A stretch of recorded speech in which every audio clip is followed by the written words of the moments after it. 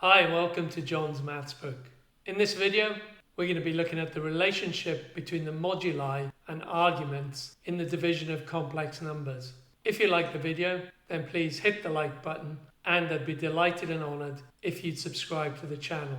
Without further ado, let's go over to the whiteboard. Let's explore the relationship between the modulus and argument of the division of two complex numbers and the moduli and arguments of the original complex numbers. Let's consider two complex numbers. Z1 equals 2 plus 5i. The modulus of Z1 is equal to the square root of 29, and its argument is 1.19 radians. And Z2, which is equal to 1 minus I, its modulus is the square root of 2, and its argument is minus 0.785 radians.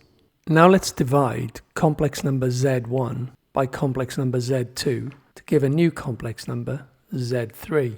So Z3 is equal to 2 plus 5i divided by 1 minus I. To divide the complex numbers, we multiply both numerator and denominator by the conjugate of the denominator. The denominator is 1 minus I, so its conjugate is 1 plus I.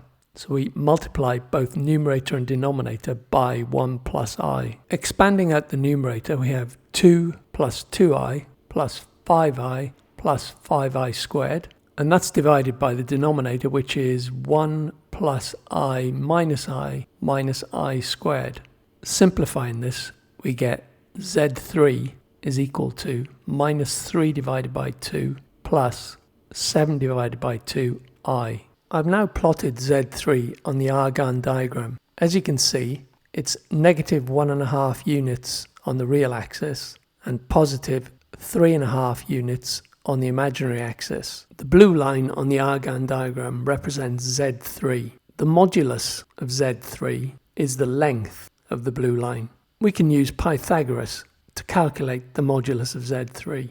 We have a right-angled triangle with one side equal to 3 divided by 2 and the other side equal to 7 divided by 2. We want to find the length of the blue line. The blue line represents the hypotenuse of this triangle. So the modulus of Z3 is the square root of 3 over 2 squared plus 7 over 2 squared.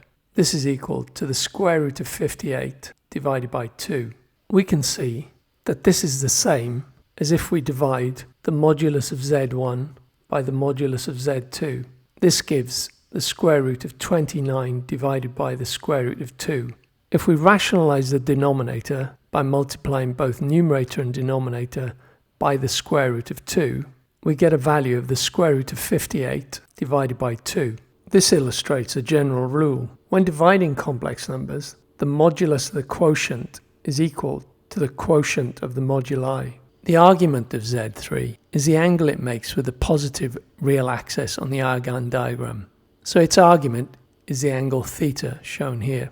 To find theta, it's simpler to find the angle alpha, shown here, and subtract this from pi. The argument of Z3 is therefore pi minus arctan of 7 divided by 3. This equals 1.975 radians. You may have noticed that the argument of Z1 minus the argument of Z2 is equal to 1.19 minus 0.785, which also equals 1.975 radians. This demonstrates the general rule that when dividing complex numbers, the argument of the quotient is the difference between the arguments of the dividend and the divisor.